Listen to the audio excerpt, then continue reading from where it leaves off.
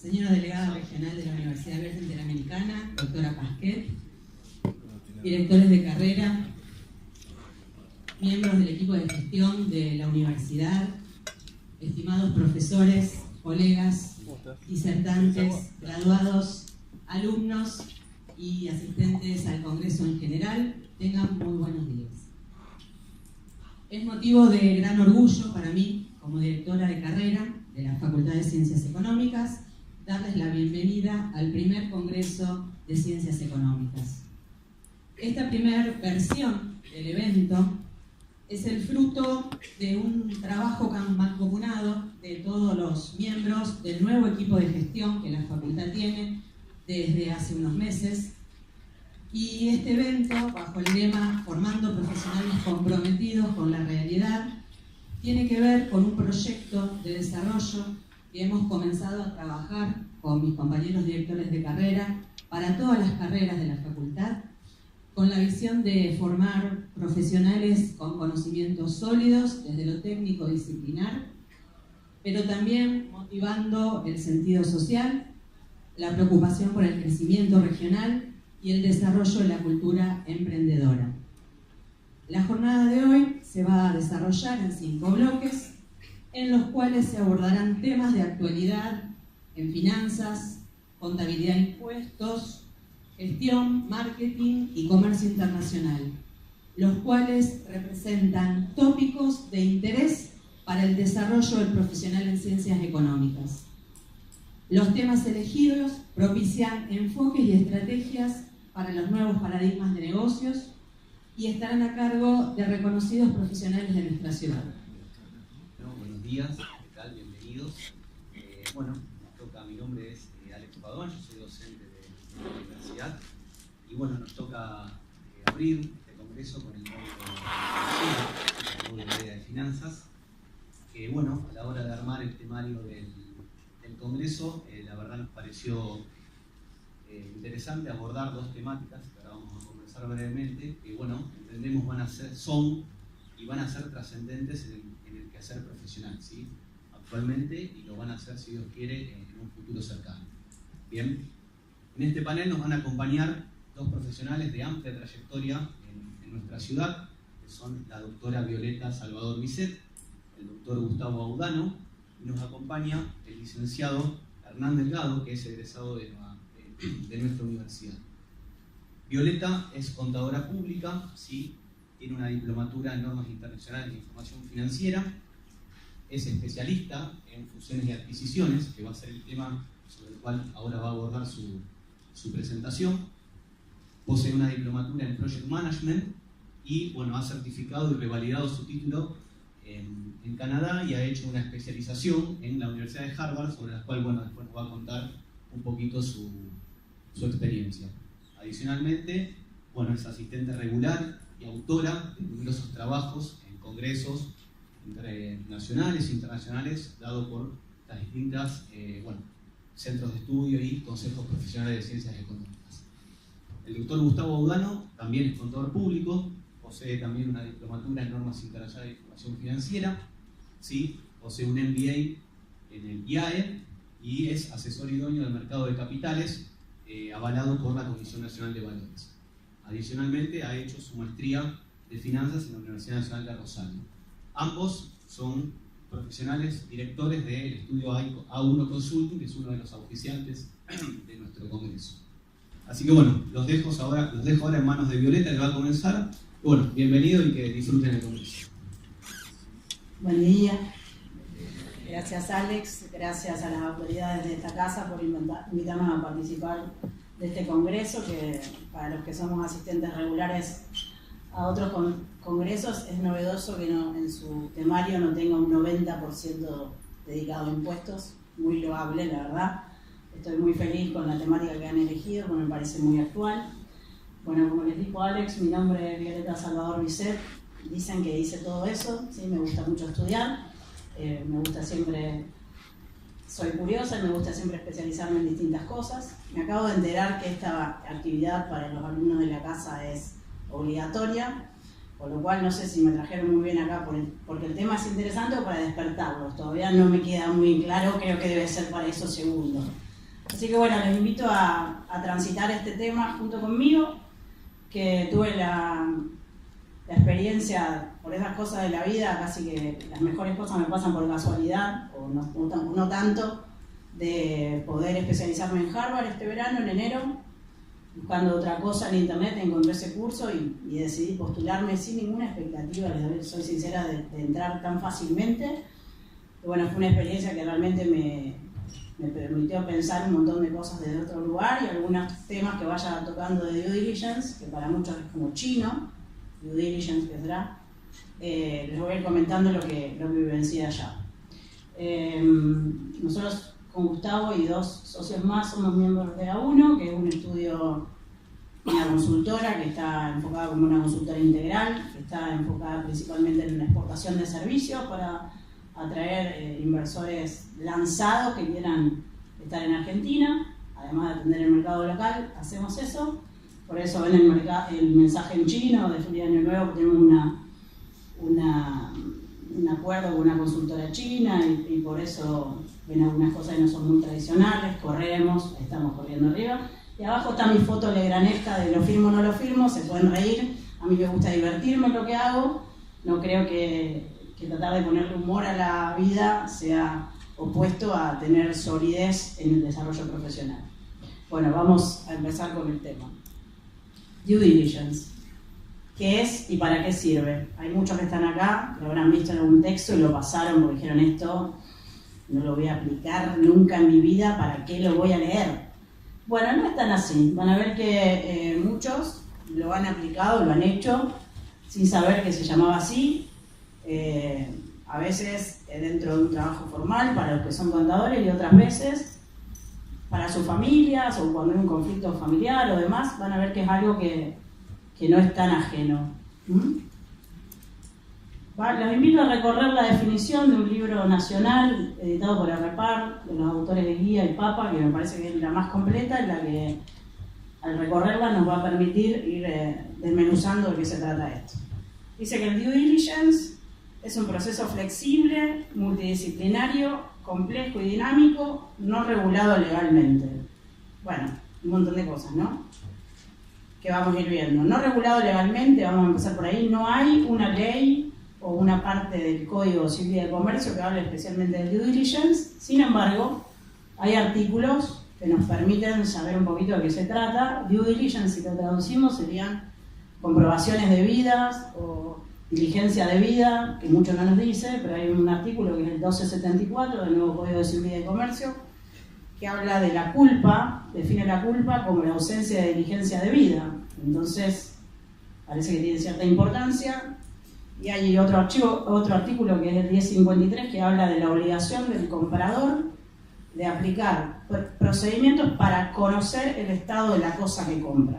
O sea que el dicho a caballo regalado no se le miran los dientes, en el tema de la compra no se aplica porque yo como comprador debo saber lo que estoy comprando con un relativo grado de certeza o de razonabilidad para después no llevarme sorpresas que no voy a poder reclamarle a nadie. Es un proceso multidisciplinario porque intervienen un montón de profesiones, en principio obligatoriamente abogados y contadores, aunque no únicamente, porque depende de lo que esté como objeto de la venta o de la compra, como lo miran, digamos. Complejo, justamente por todas las aristas que se van a analizar, y dinámico porque puede empezar en la carta de compromiso entre el cliente y el equipo que hace el due diligence con un cierto objetivo, pero ir ampliándose a medida que avanza el proceso, porque a lo mejor los procedimientos que se convinieron al principio no son suficientes para poder hacer un análisis acabado del tema.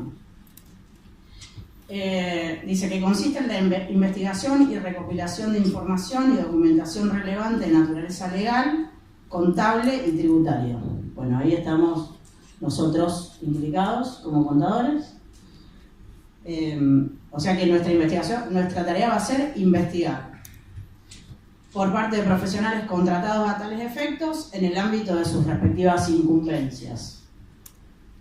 Razonable, adecuado y específicamente diseñado en base a las particulares características del negocio en marcha. En esto me quiero detener. Acá se compra y o se vende un negocio en marcha. hay una persona que está a cargo de una empresa, digámosle, ya sea una persona jurídica o un negocio unipersonal, que quiere venderlo, otro que quiere comprarlo, pero ese negocio está funcionando. No estamos analizando un proyecto de inversión, la factibilidad del proyecto. No, estamos hablando de algo que está en función. Con el propósito de evaluar el estado de sus elementos esenciales, el cual se estructura habitual y normalmente dentro de una etapa preliminar de una operación de compra proyectada.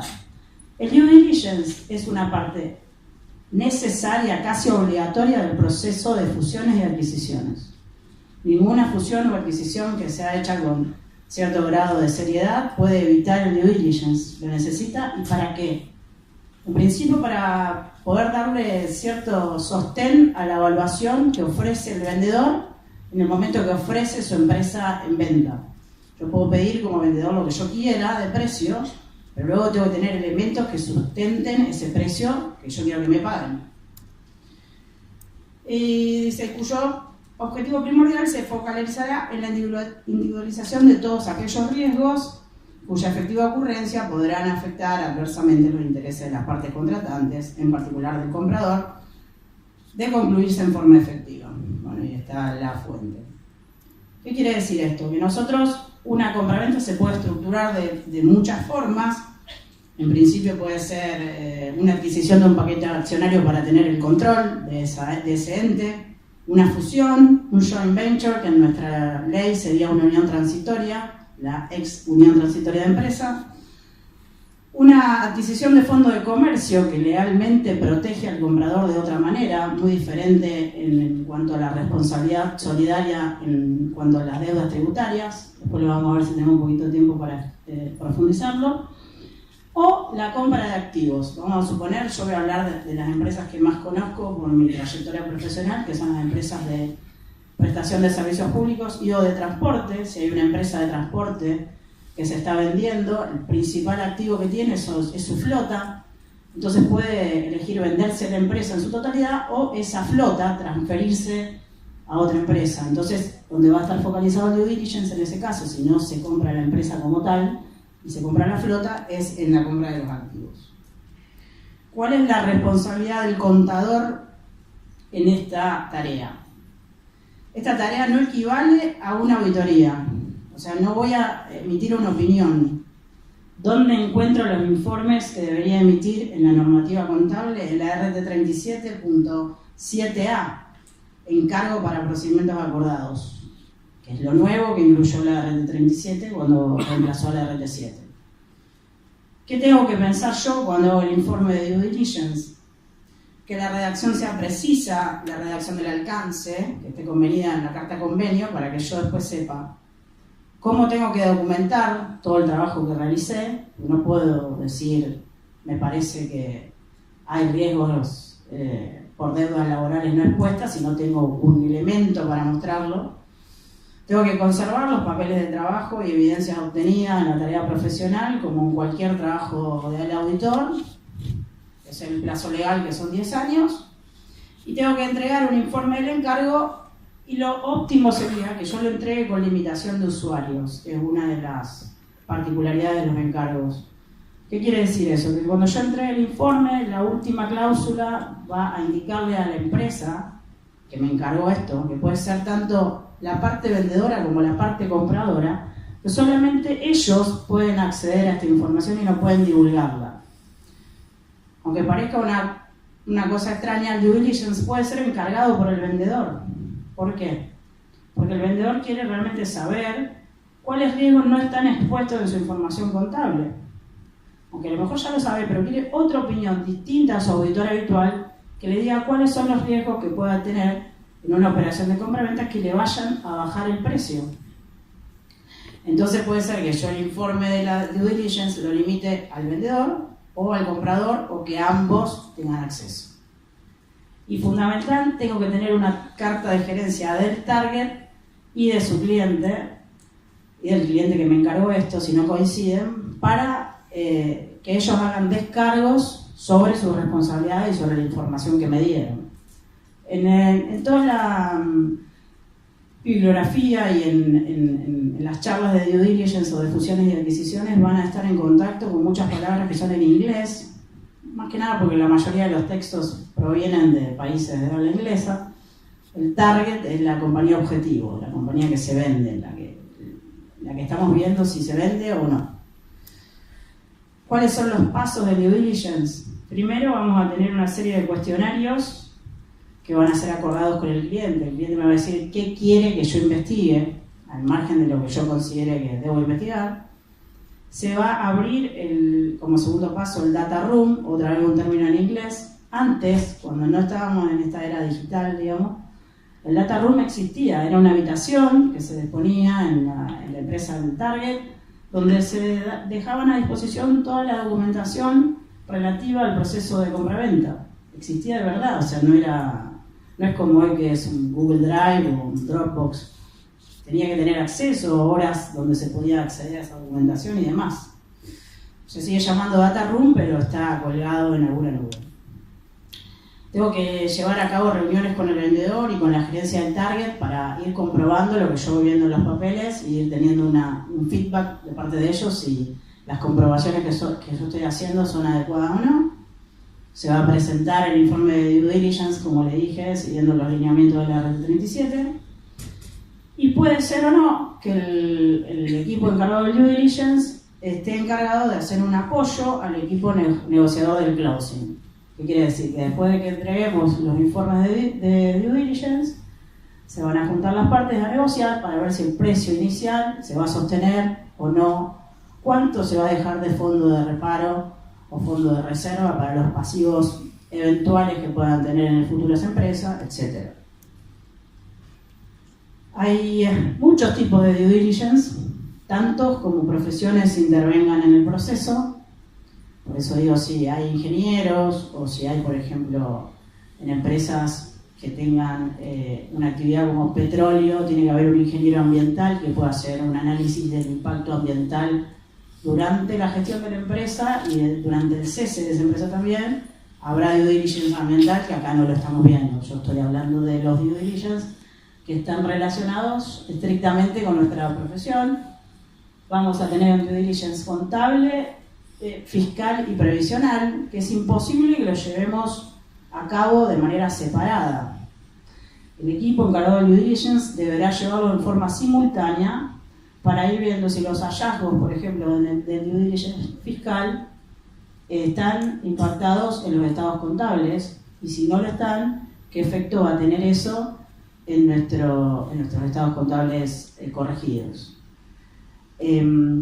Cuando estaba yo en Harvard, voy a contar esto que me parece que está bueno, el ritmo de estudio es un ritmo de estudio realmente muy agotador, porque no se limita solamente a las horas de clase, que en ese caso eran de 9 a 6 de la tarde, arrancando a las 8 de la mañana con reunión de grupo para leer lo que teníamos que hacer ese día, sino que sigue después.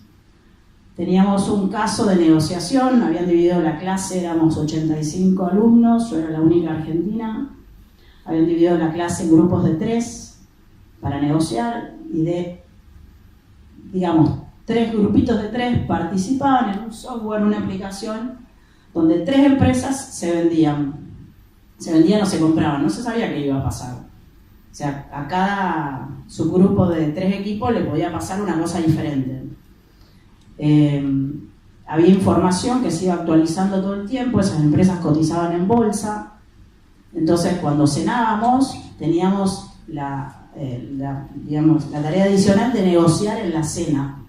O sea, que no descansábamos ni cenando y estábamos obligados a volcar parte de esa negociación en los mensajes que era como un Messenger o un WhatsApp dentro de la aplicación.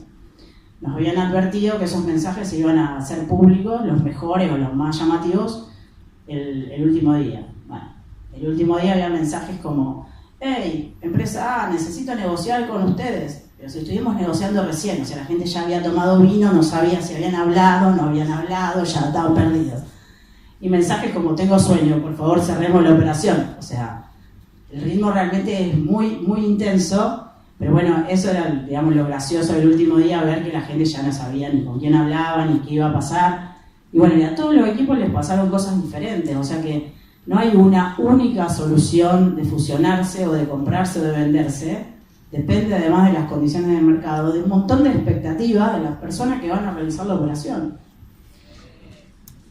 Bueno, entonces, el due diligence contable.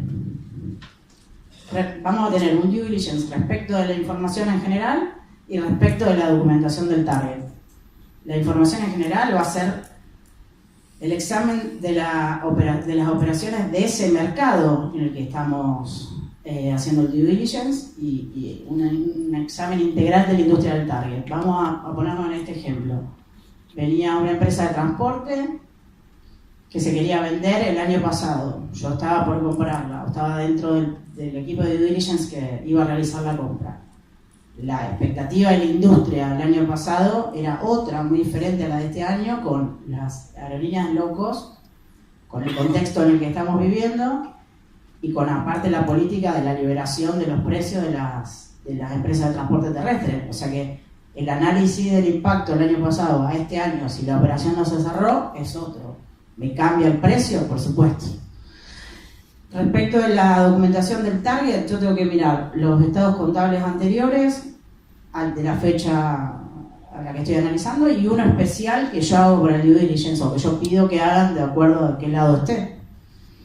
Tengo que evaluar si las normas contables que aplicó el target están de acuerdo con las normas vigentes o no. Tengo que comprobar la existencia de esos activos más significativos. Volvemos al ejemplo de la empresa de transporte. Es fundamental saber si esa flota está embargada, si existe, que haya un due diligence técnico que me diga si esos colectivos sirven o no sirven, si valen lo que dice ahí, si no tienen el motor fundido y están estacionados en un depósito. O sea, es muy fundamental saber cuál es realmente el uso potencial de esa flota. Voy, como dije, a tener reuniones con los auditores que auditan habitualmente el target para saber más detalles, lo que me quieran contar en realidad de ese target. Voy a tener reuniones con funcionarios y voy a un tema que es tan fundamental como el tema del análisis de los activos, a ver si los pasivos registrados son suficientes, a ver si el ente exteriorizó todas sus deudas, digamos, que ya están firmes, deuda determinada, por ejemplo, a nivel impositivo, o deudas potenciales, y si son potenciales, ¿qué grado de factibilidad de ocurrencia existe? Eso es muy importante y en base a eso se va a armar un fondo de reparo, porque si yo como comprador después tengo que salir a afrontar juicios laborales por millones de pesos, ¿para qué pagué el precio que pagué si tenía esa deuda que no estaba exteriorizada? Voy a fijarme si el ente tiene control interno. En general, las pymes sobre las que hacemos estos procedimientos no lo tienen, así que puede ser que sí, como generalmente no. Y voy a ver análisis de errores e inconsistencias en las registraciones. ¿Puedo o no puedo confiar en esas registraciones? Y acá viene el enganche o el enlace que les dije con los otros tipos de due diligence, sobre el due diligence fiscal y previsional. ¿Qué pasa si hay hallazgos en esos otros due diligence de deudas no expuestas? ¿Cómo impactan en los estados contables? Due diligence fiscal, ya la filmina es aburrida, me aburro de la filmina fiscal, tengo así como un amor-odio con los impuestos, los necesito pero los odio, se los digo de verdad, los odio. Bueno, ¿qué tengo que ver? Errores y omisiones en la determinación de impuestos, como agente de retención, como responsable sustituto, si cumplí las normas de precios de transferencia y regímenes promocionales, todo eso depende de la actividad del target. Acá un tema que cuando hacemos due diligence como que acá aceleramos y no tenemos que acelerar, un análisis de los tributos provinciales, no solamente ingresos brutos, sellos, que es un cumplimiento que tiene un interés diario y depende otra vez de la actividad del target, del impuesto inmobiliario y las patentes. Bueno, tributos municipales, planes de pago si están caducos o no están caducos, intereses y multas, procedimientos sobre activos pasivos sobre impuestos diferidos y cómo afecta la estructuración de la compraventa en el impacto impositivo. Y el previsional es más o menos lo mismo que el fiscal, pero tiene en cuenta qué convenios colectivos se aplican en la empresa, si hay más de un sindicato, si hay deuda determinada sindical, si hay litigiosidad laboral que no esté reconocida. Es más o menos lo mismo que el fiscal, pero en la parte previsional. Perdón, me fui. Digamos que ese sería el impacto y si eso está registrado o no en los estados contables. Como me quedan 5 minutos, quiero dejar de hacer hincapié en esto, porque cuando nos convocaron acá, una de las premisas era que compartiéramos nuestra experiencia profesional y nuestra visión de la profesión. Entonces quiero parar un poquito y decirles que usar esto como ejemplo. El último día en Harvard, la última actividad era convocaron a 3 CEOs de empresas muy importantes para que vinieran a hablar con nosotros y a contarnos fracasos del proceso de compraventa. O sea, acá en Argentina los empresarios por lo general son grandes contadores de grandes éxitos y si van a pescar, en el caso de ellos, el pez es el único animal que crece después de muerto porque cada vez que te cuentan la anécdota, el pescado que pescaron la última vez era más grande. Entonces, tener empresarios de empresas muy importantes que se sienten y te digan, sí, fracasamos por esto, esto y esto y esto, es muy importante. Es muy importante. ¿Y por qué fracasaron esas operaciones de compraventa? Muchas veces no necesariamente por motivos meramente económicos.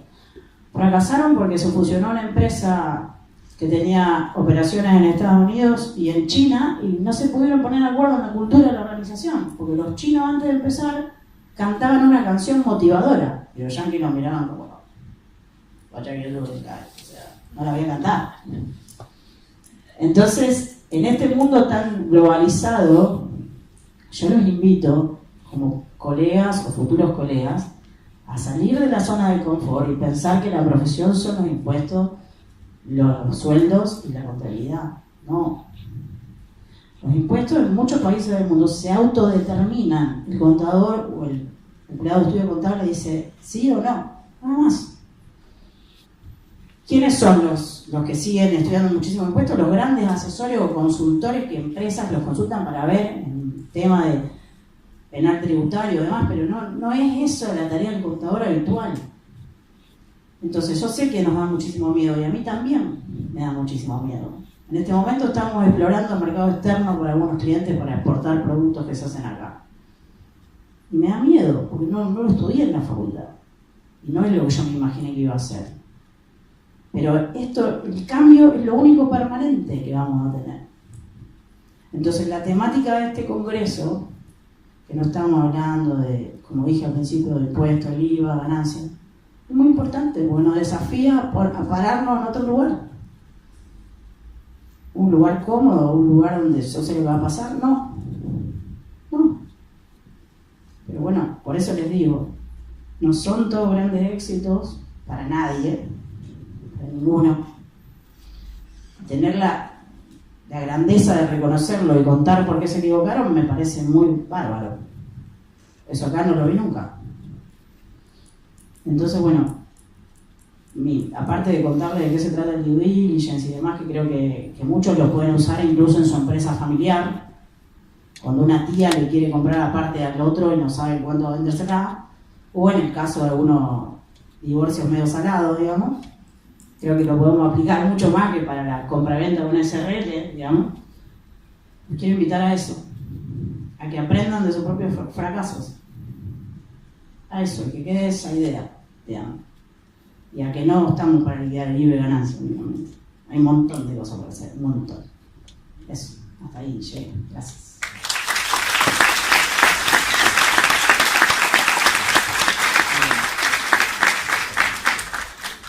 Bueno, Violeta, muchas gracias. Muy interesante.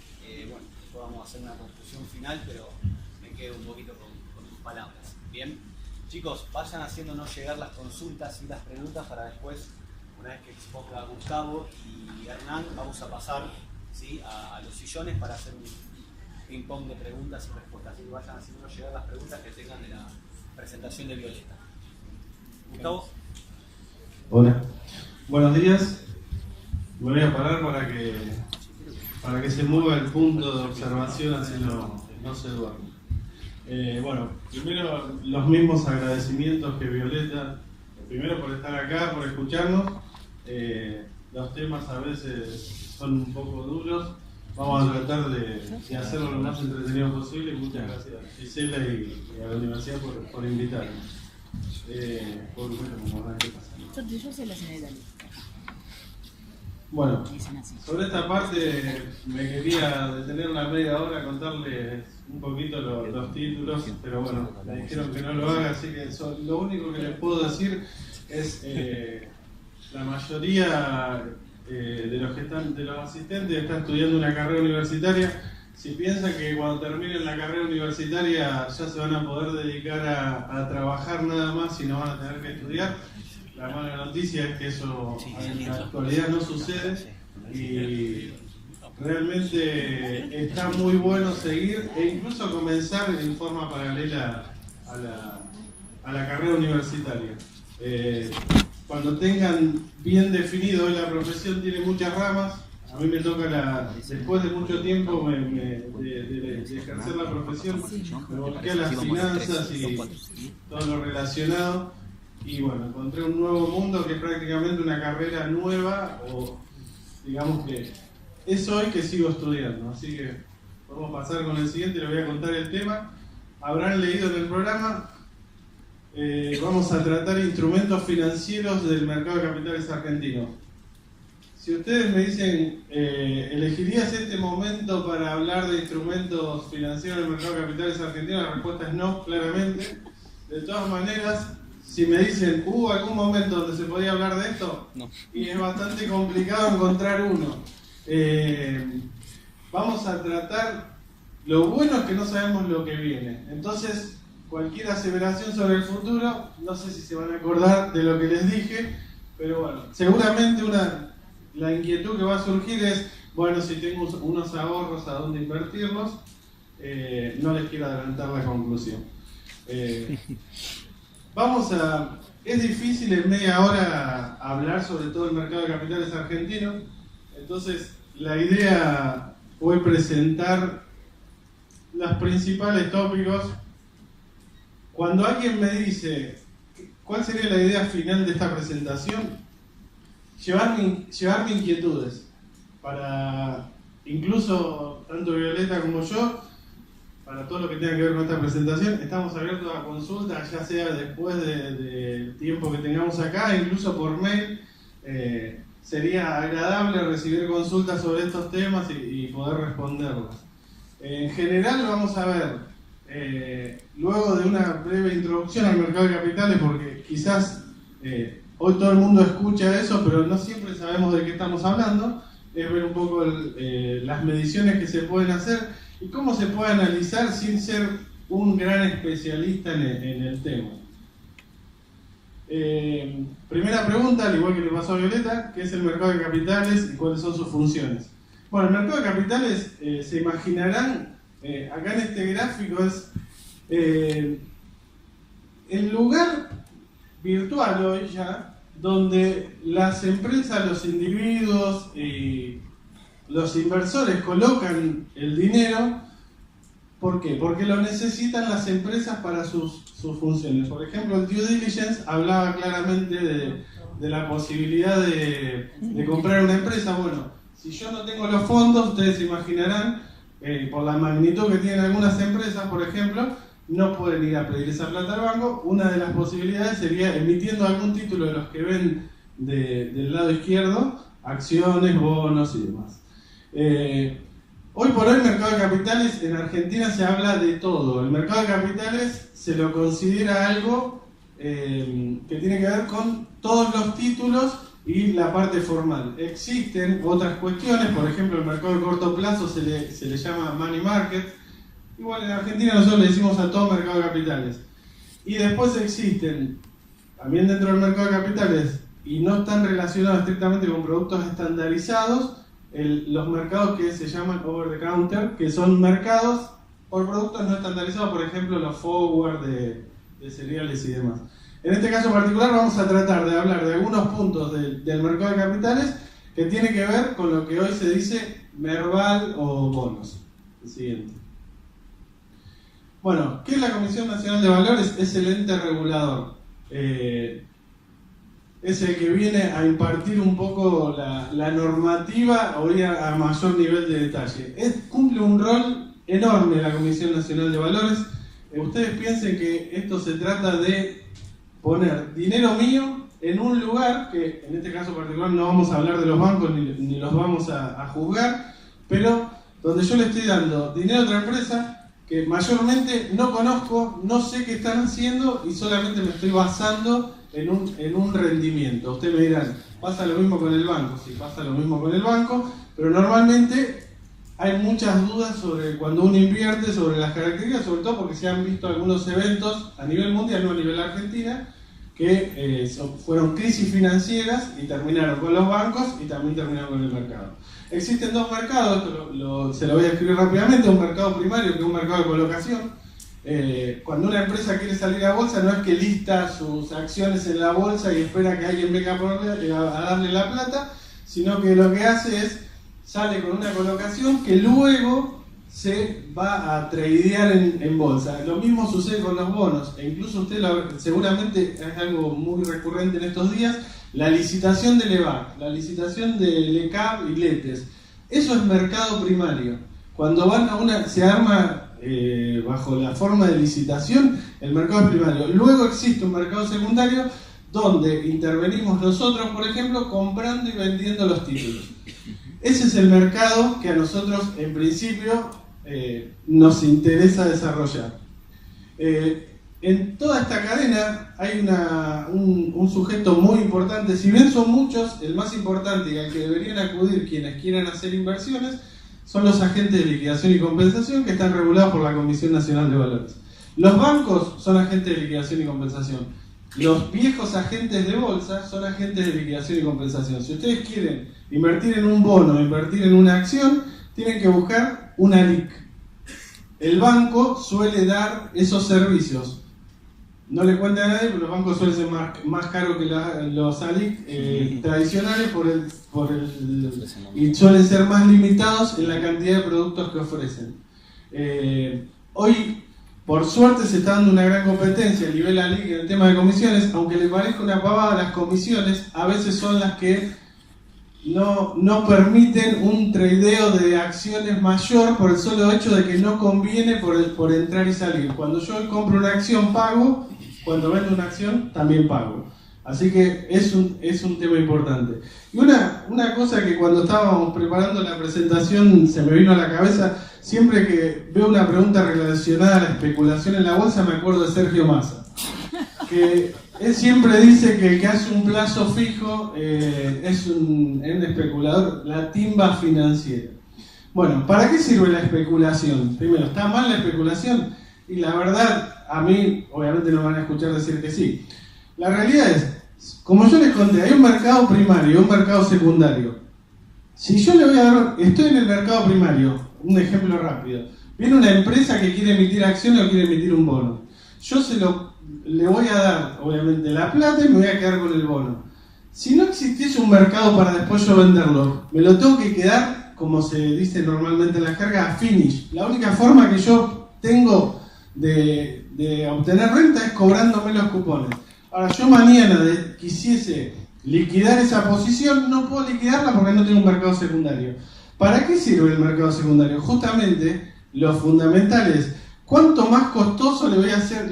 ¿Cuánto más le voy a pedir yo a la empresa si yo no puedo vender el título? Y necesito que alguien lo quiera comprar. Llámenle especulador, llámenle timba financiera, pero necesito que alguien me lo compre. Eso reduce los costos para las empresas, que al fin y al cabo es lo que está detrás de todo esto. Yo puedo ver a una persona que deposita un plazo fijo como un especulador, pero el banco lo usa para prestárselo a alguien que desarrolla una actividad. Con lo cual es necesario, en el mundo desde capitalista no existe prácticamente alguien que indique que está mal invertir en bolsa. Al contrario, hay en nuestra cultura lamentablemente no tiene, y lamentablemente no la tiene, y no es culpa de nada más de la cultura en sí, sino del problema que tenemos sobre lo que es la confianza y todas las crisis que hemos vivido y la previsibilidad. Pero necesitamos, el mercado secundario lo necesitamos. Y también en esto, para terminar, es cuando alguien dice invierte en bolsa, lo primero que se nos viene a la cabeza que es un timbero, y en realidad es cierto, no, tiene mucho de riesgo, tiene mucho de apalancamiento, que es una palabra bastante difícil de entender, pero es necesario, y si hay gente que vive de eso, mejor, porque va a reducir los costos. Ahora, si después eso favorece o no favorece una crisis, eso es mucho más discutible. También es cierto que el uso desmedido de un montón de cuestiones que no tienen que ver con el mercado, nosotros sabemos que hay cosas que no están bien, sabemos que los autos contaminan. Bueno, hagamos un uso racional de las cosas, y para eso está la Comisión Nacional de Valores y para eso está la ética. Eso, quizás me extendí demasiado en lo que es la especulación, porque es algo que normalmente la gente piensa y estaría bueno pensarlo de otra manera y decir, bueno, ¿sirve para algo? Y sí, quizás podemos discutir otros métodos de especulación que a lo mejor no sirven ni para bajarle los costos a la empresa. Sí. Bueno, rápidamente, porque me extendí en el otro, ven el primer gráfico muestra qué porcentaje respecto del PBI en dólares representa el mercado de valores en cada país. ¿Ven la primera, la más chiquitita, y la última, la más alta? No sé cuál se imaginan que es Argentina. Se lo dejo a su criterio. Hay países, increíblemente, que mueven más dinero en bolsa que su propio PBI.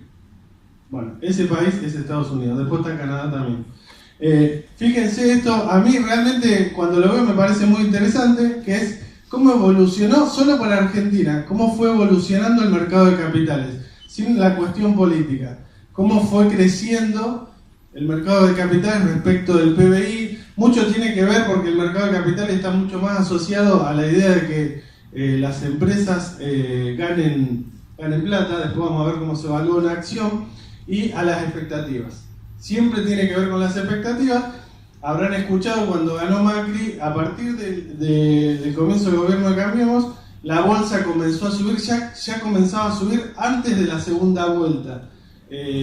Normalmente movida por expectativa, porque visto el resultado después de los balances de las empresas, bien podríamos decir que solo fueron expectativas. Al final, quizás un poco difícil de leer, es una nota muy reciente. Estos son datos del Banco Mundial, a cierre de 2017. Hay una nota muy reciente del Cronista Comercial que dice que el mercado, debido a la devaluación, que lógicamente pega sobre el mercado de capitales, después vamos a ver brevemente por qué, pasamos a tener de ese 17%, estamos llegando al 10%. Más debajo del cero no se puede, así que vamos a ver si lo podemos mantener un poco. Realmente no es bueno lo que está sucediendo, sobre todo por la cuestión de previsibilidad y los golpes muy abruptos en el tipo de cambio. Así que vamos a ver un poco más cómo afecta. Bueno, ¿es posible desarrollar un mercado de capitales? Particularmente en la maestría, no sé si a alguien le pasó lo mismo. Si uno dice, ¿qué tema se le ocurre para una tesis? Dice, ¿cómo desarrollar el mercado de capitales argentino? Desde el 80 que vienen con las mismas tesis. Son muy buenas las tesis, pero no se aplican. Y ahora le voy a decir, no por lo positivo, sino por lo negativo. El factor más importante para desarrollar un mercado de capitales, desde mi punto de vista, y esto es absolutamente subjetivo, es la ética. La ética, porque por lo que le comenté antes, yo cuando voy a una LIC, voy a un banco, le estoy dando plata, tiene mucha más información que yo la persona que está recibiendo la plata. Y ahí es donde juega lo importante la ética, y no tiene tanto que ver con las normas de la Comisión Nacional de Valores. Alguien que maneja más información que yo, lo único que puede hacer es manejarse con ética. Y eso es muy importante. Lo pongo como un factor positivo y no como un factor que hoy por hoy pega en el mercado de capitales. La estabilidad jurídica es fundamental. Si yo, piénselo desde afuera, ¿ustedes pondrían plata hoy en Argentina? No me respondan. Pero es eso, la estabilidad jurídica. La ley de financiamiento productivo, que ya quedó casi olvidada, que era necesaria para entrar en emergentes, que es una calificación de MSCI que nos favorece para el ingreso de algunos capitales. De alguna forma emergente es lo que te da un estándar de estabilidad jurídica, paradójicamente lo logramos. Habíamos salido por temas de control de capitales hace varios años y volvimos a entrar. La ley de financiamiento productivo, en el momento que salió medio a las apuradas, se suponía como algo importante. Hoy por hoy quedó opacada. El gobierno corporativo es un poco aburrido, pero es algo totalmente necesario, que es lo que las empresas tienen que mostrar. De alguna forma, cuando yo quiero invertir en una empresa, me gusta saber, por ejemplo, cosa que es difícil acá en Argentina, pero en otros países pasa, cuánto gana el CEO de la empresa. ¿Qué política de gastos tienen? Si son una empresa austera, si tienen 25 aviones, o si son de alguna forma un poco más austeros. La flexibilidad y la celeridad de la CNB es para hablar todo el día, pero realmente si yo quiero crear un mercado de capitales y cuando voy a presentar un trámite, como le pasará en todos lados, que ven una publicidad que le fomentan determinado producto, que lo sacás fácil, que es por internet y después tengo que llenar como cualquier empresa y estar en un trámite de 6 meses para sacar un bono, me parece que es muy necesario y hoy por hoy se dice mucho, pero se hace bastante poco. El impuesto a la renta financiera, otra vez mi referencia a Sergio Massa, no importa, seguimos adelante. La macroeconomía es esto. Hoy por hoy las redes sociales permiten algo que está muy bueno, que seguramente casi todos tendrán Twitter, y al que le interesa lo que es la bolsa va a leer mucha gente, muchos gurúes, hablando sobre el mercado de capitales argentino. Cosas que normalmente no se entienden porque son todas siglas. Acá yo traté de que las palabras estén todas y no sean siglas, que sube, que baja, que hay rebote, que... Bueno, yo le digo una cosa, hoy por hoy, la perspectiva de Argentina es muy complicada. La macroeconomía es fundamental, porque si las empresas no ganan plata, no valen en la bolsa. Y los bonos argentinos, si hay dudas sobre si van a estar los fondos, si se aprueba el presupuesto, tema aparte, que es parte de la política, también es un tema que hay que tenerlo en cuenta. Nunca se puede analizar exclusivamente el valor de algo sin ver en qué contexto se está trabajando. Y finalmente, contexto internacional, que nunca tenemos un viento de cola. Eso se los aclaro para adelante, a lo mejor algún día puede suceder. Entre todo, ustedes habrán escuchado Turquía, no sé si el efecto sultán, no sé cómo... Turquía, ¿cómo? Exactamente. Y después hay algo que es fundamental, después está más adelante, que es la tasa que paga Estados Unidos. Solamente esto le voy a decir. Imagínense que viene el gobierno argentino a decirme que invierten ellos por un 5 o un 7% en dólares, y viene el gobierno de Estados Unidos, que puede emitir la misma moneda que me promete, que a nosotros tanto nos gusta, y me paga el 3%. Piénselo desde afuera, no de Argentina, no sean tan patriotas, a ver qué pasaría, a dónde irían a invertir. Les recomiendo invertir en Argentina. Vamos al siguiente. Bueno, esto es muy complicado, pero se lo voy a hacer rápido. Arriba ese gráfico del Merval en compresión semanal, compresión se llama cómo se ve desde la apertura al cierre, en pesos. Verán los años desde 2015, al principio espero que lo alcancen a ver, cómo empieza a crecer. Y en el 2018, ¿qué pasó ahí? Pasó el 20D, no sé si se acuerdan, el más menos de la inflación. Hay una foto que da vuelta donde está el Banco Central diciendo que la inflación de este año iba a ser del 10%. Pasó la causa de los cuadernos, pasó la devaluación y también pasó la ley de emergentes, claramente no se notó.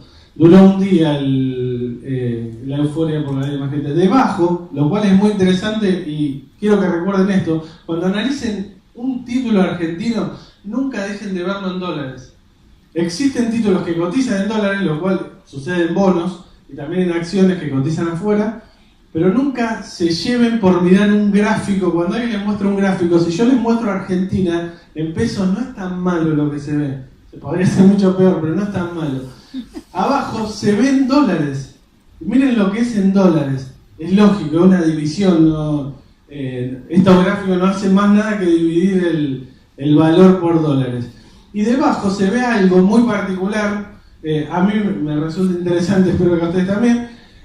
La línea que se ve de ese color, no soy muy bueno con los colores, pero se parece bastante al azul o violeta, no sé qué colores es ese. En mi computadora era otro color. Eso es el S&P. Nosotros, a veces es cruel, pero somos un kiosco prácticamente el S&P. Ustedes vieron lo que mueve Estados Unidos en el mercado de capitales. Mucho tiene que ver con el cierre de posiciones. El que invierte en Estados Unidos e invierte en Argentina tiene mucho que ver con lo que pasa allá. Lo que pasa allá manda acá, sobre todo porque las acciones argentinas, lo que van a escuchar como ADR, se tradean en Estados Unidos y es permanente el tradeo por el tipo de cambio. No se puede desarbitrar. Entonces, el tipo de cambio, el dólar bolsa que ustedes escuchan, tiene que ver con una acción comprada en Argentina y vendida en Estados Unidos. Miren cómo nosotros veníamos siguiéndolo de alguna forma. E incluso acá hicimos milagro. Nosotros íbamos para arriba y ellos iban para abajo. Una cosa extraña. Bueno, acá no decidimos de alguna forma no seguir más al S&P porque no son tan buenos. Así que eso es lo que mostraron estos gráficos. Espero que lo hayan podido interpretar. Si no, los vemos después más tranquilos. La verdad que lo que es gráfico, el gráfico muestra muchas cosas que no hacen falta palabras. Bueno, los activos financieros son todos estos. Ustedes van a ver que se nombran los fideicomisos financieros, fondos comunes de inversión, cheques, bueno, los derivados. Los derivados es un tema interesantísimo que podríamos hablar toda la mañana, quizá todo el día. Pero ¿qué pasa? El subyacente de todo esto son las acciones, los bonos y bueno, las cauciones y lo que son las letras. Está bueno decirlo porque son muy de actualidad. La importancia de la diversificación. Bueno, no poner todos los huevos en la misma canasta por si no entendieron la imagen, es clara. Bueno, hoy por hoy la teoría de portfolios moderna indica que la diversificación baja el riesgo del portafolio. Sencillamente, se mide en base a la correlación que hay entre, por ejemplo, una acción y el Merval. Si yo tengo una acción que cuando el Merval sube, si compro todas las acciones que cuando el Merval suben, lo que me va a pasar es que cuando baje me va a pasar exactamente eso, va a bajar el Merval. ¿Qué indican las teorías modernas? Dicho en palabras medio burdas, es si yo tengo acciones que correlacionan con el Merval en forma positiva y acciones que correlacionan en forma negativa, lo que voy a lograr es seguirlo al Merval, que ese es el riesgo sistémico. Si yo logro una optimización de cartera, cuando el Merval suba, una va a subir y la otra va a bajar. Ustedes me dicen, pero no estaría bueno que vayamos con la que siempre cuando suba el Merval, suba también con el Merval. Sí, está bueno, pero cuando baja, baja. Eso es lo que es la diversificación, que es un tema bastante interesante y que está medido de una forma muy particular, que ahora también voy a tratar de explicarles. Bueno, esto es la acción del Banco de Galicia, una de las más representativas y más tradeadas en Argentina y afuera. Sobre todo los bancos son muy tradeados afuera y hoy están muy castigados los bancos por el tema de los encajes. Y bueno, acá se refleja un poco lo que va sucediendo. Abajo se ve la acción, el ADR de Galicia, que está en otra escala, lógicamente, por el trade en dólares, pero vean que hace lo mismo, no se escapa. Bueno, el tema acciones. Acá voy a tratar de, lamentablemente, de pasar rápido. ¿Cómo se evalúa un título? Y esto sirve para bonos también. ¿Cómo evaluarían un título? Si yo les digo que voy a recibir 100 pesos, bueno, 100 pesos ya quedó tan bueno, 100 pesos el 31 de diciembre y otros 100 pesos más de dividendo, después multiplíquenlo por 10.000. Bueno, ¿cómo se llama eso? Flujo de fondos, supongo que lo vieron en algunas materias ya. Todos los títulos se evalúan por el flujo de fondos descontado. Ahí en acciones ustedes van a ver que están los dividendos descontados y los flujos de la empresa. Son dos formas distintas. El primero solamente aplica si la empresa paga dividendos y son estables o tiene un crecimiento predecible, cosa que es muy difícil en Argentina hoy.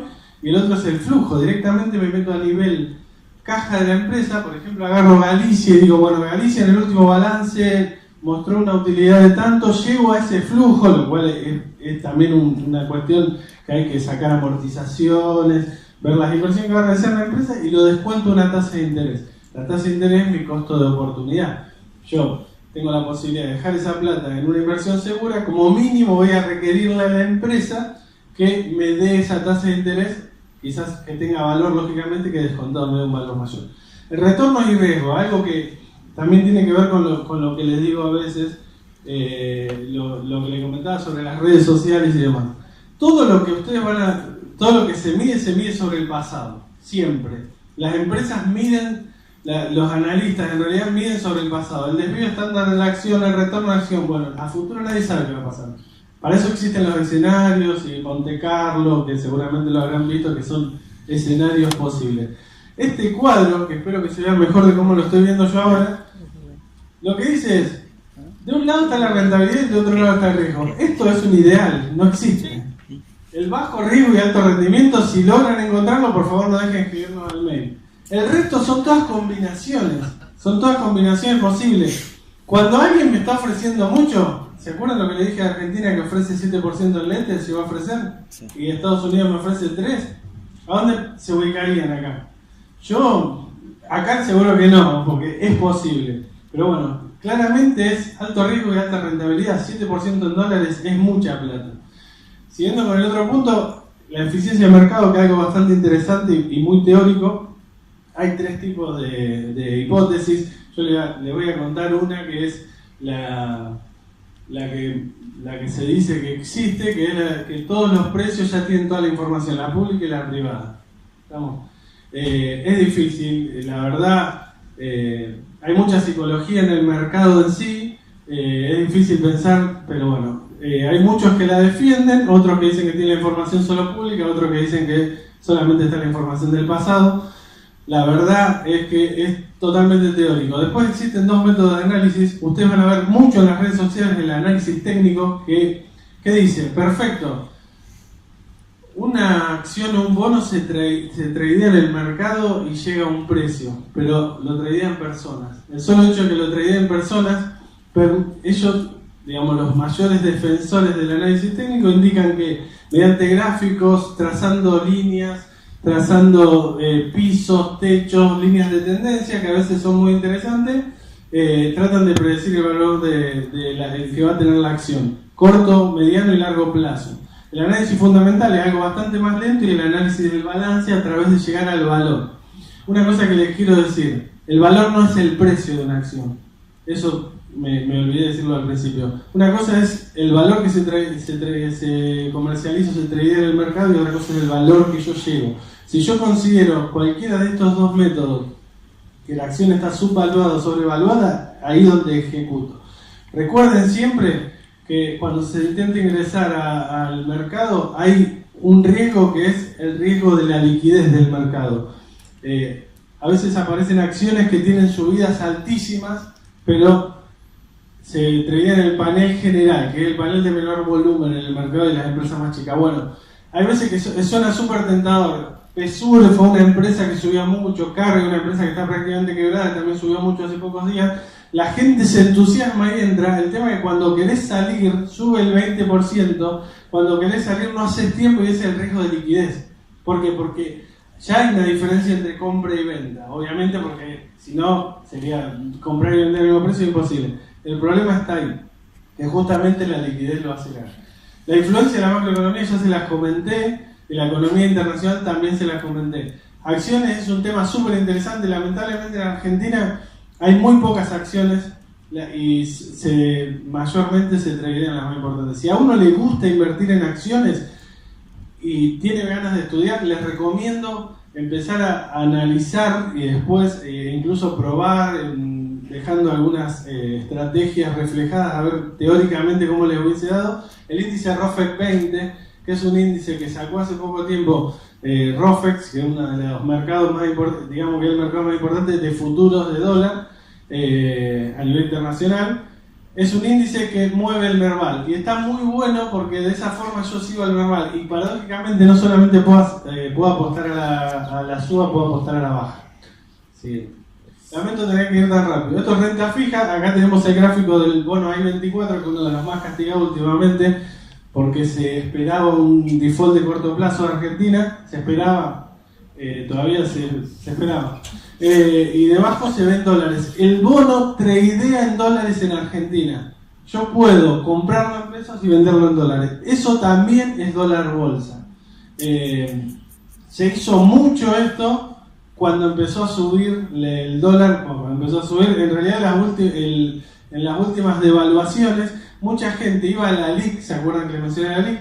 Dejando pesos o liquidando LEVAX, las viejas y queridas LEVAX, para comprar el bono en pesos en el día y lo vende en dólares. Y se queda con dólares en la cuenta de la LIC. Eso, y es más barato que en los bancos.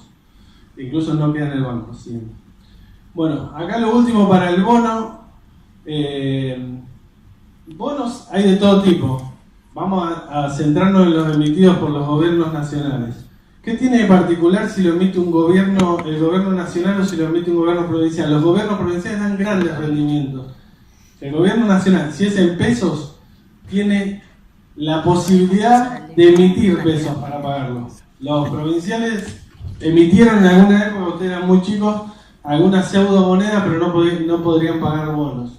Existen en pesos, en dólares, existen atados a la inflación, existen linkeados al dólar. Hay todo tipo de bonos y muchos surgen con atados al PBI, una cosa excepcional que lamentablemente no funcionó.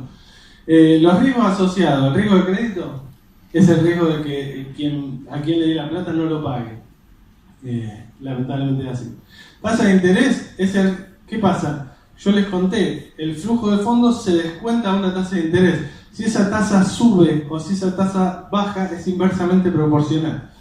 Y además me afecta en la inversión de los fondos, porque los bonos, que eso es algo importante, sobre todo cuando hay algunos rumores de default, lo importante es cuándo paga el capital del bono, porque es difícil que se dé default sobre cupones de intereses, que es lo que va pagando el bono periódicamente. En ese caso, la tasa de interés, cuando yo recibo el cupón del bono, necesito reinvertirlo. En ese caso también tengo riesgo. Si la tasa se va muy abajo, cosa que había sucedido en algún momento allá por diciembre, no tengo posibilidad de reinvertir a la misma tasa que entré al principio. El tipo de cambio, además de decirles, si estoy en un bono en pesos y me agarro una devaluación, quedo totalmente expuesto. El riesgo país, ustedes sabrán que es la diferencia entre la tasa que paga Estados Unidos y la tasa que pagamos nosotros, que afecta y mucho a los bonos, y la liquidez, que es lo que les comenté antes. De los bonos me gustaría hacer más hincapié en el tema de las curvas. La curva de un bono es una curva convexa. ¿Qué indica eso? Los movimientos, debajo está el rendimiento, que es la tasa interna de retorno, que seguramente la habrán visto, y en la vertical está el precio del bono. Bueno, el movimiento del bono, eso es una curva teórica para distintas tasas de interés. ¿Cómo se evalúa el flujo del bono con distintas tasas de interés? Ese es el riesgo tasa de interés en un gráfico. Después, quien quiera se lo explico un poco más. Hay medidas que son la convexidad y la duration modificada, que me permiten, es un número de un coeficiente instantáneo que me permite prever o de alguna forma saber cuál va a ser el movimiento de precio del bono ante un cambio en la tasa de interés. Es súper importante porque sucede. Tenemos que tradear el tiempo porque se nos termina. Por eso te hablo. Y debajo la curva de bonos de un país que ustedes verán tiene algo muy particular, que es que Argentina tiene una curva de bonos plana hoy. Hoy la vemos plana por suerte, hace poco era una curva de default. ¿Qué quiere decir eso? No me importa el plazo, pagame lo mismo. Es muy difícil que yo a alguien a 10 años o a 30 años le cobre lo mismo, porque hay mucho riesgo más. Bueno, a corto plazo es el problema de Argentina hoy, por eso tenemos la curva que tenemos, que estaba acampanada en algún momento. Uno más y cerramos. Bárbaro. Estos son las letras de LECAP y LETES. Lo único que les voy a decir sobre esto es, cuando analicen este tipo, a diferencia de las LEVAC, analicen quién fue el emisor. Hoy por hoy, el emisor de LETES y de LECAP es el Tesoro, no es el Banco Central como emitía las LEVAC. El Tesoro puede defaultear. Eso por las dudas se lo comento porque están pagando muy buenas tasas. Siguiente. Ya con esto cerramos, lamentablemente. Igual me imaginé que no iba a llegar. Existe una alternativa parecida al plazo fijo, que es la caución bursátil a través de la LIC, que tiene muy buenas tasas y además es muy flexible con los plazos. Aquí las expresé en pesos, hay algunas en dólares. Bueno, esto es muy seguro y además la plata está fuera de los bancos y se usa bastante, digamos que mucho. En escenarios donde no sabes qué va a pasar en el futuro, conclusión, trabajar a 7 días con una tasa alta no es malo, sobre todo si no sé qué va a pasar con el dólar. Muchas gracias, disculpen la celeridad y espero que les haya servido.